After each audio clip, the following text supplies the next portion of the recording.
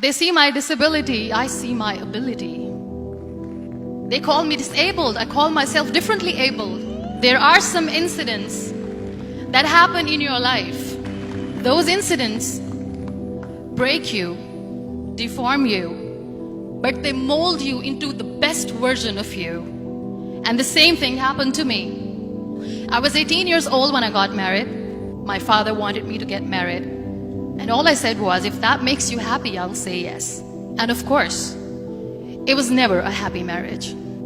Just about after 2 years of getting married, I met a car accident. Somehow my husband fell asleep and the car fell in the ditch. He managed to jump out, saved himself. I'm happy for him. But I stayed inside the car and I sustained a lot of injuries. The list is a bit long, don't get scared. The wrist was fractured. Shoulder bone and collarbone were fractured.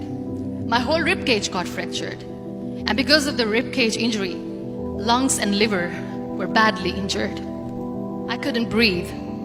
I lost urinary bowel control. That's why I have to wear the bag wherever I go. 3 vertebrae of my backbone were completely crushed. And I got paralyzed for the rest of my life. I finally ended up in a hospital where I stayed for 2.5 months. I underwent multiple surgeries. One day, doctor came to me and he said, well, I heard that you wanted to be an artist, but you ended up being a housewife. I have a bad news for you.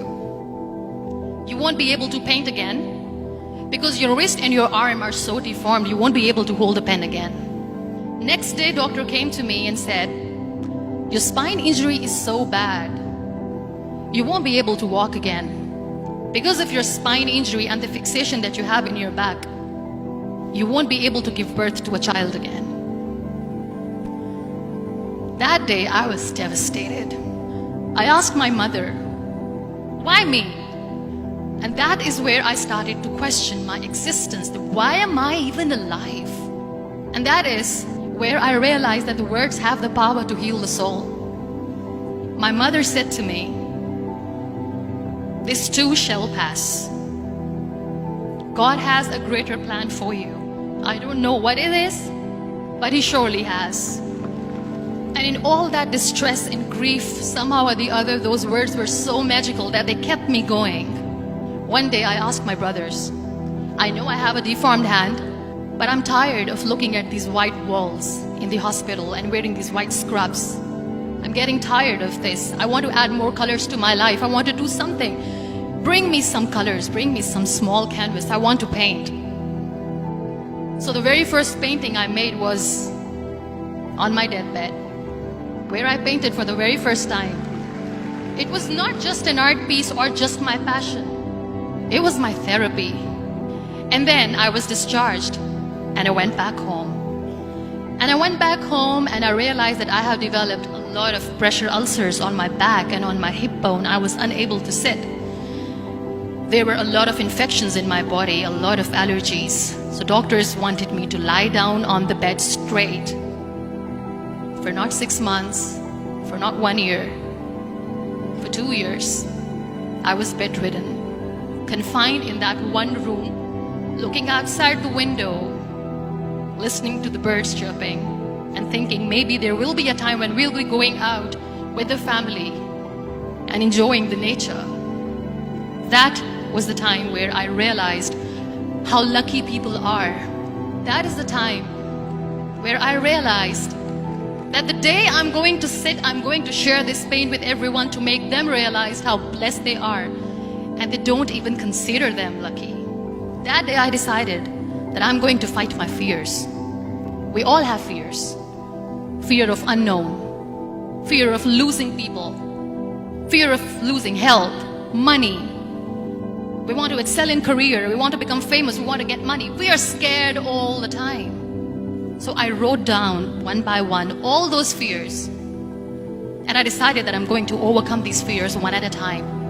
You know what was my biggest fear? Divorce.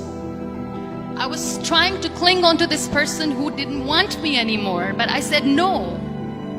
I have to make it work. But the day I decided that this is nothing but my fear, I liberated myself by setting him free.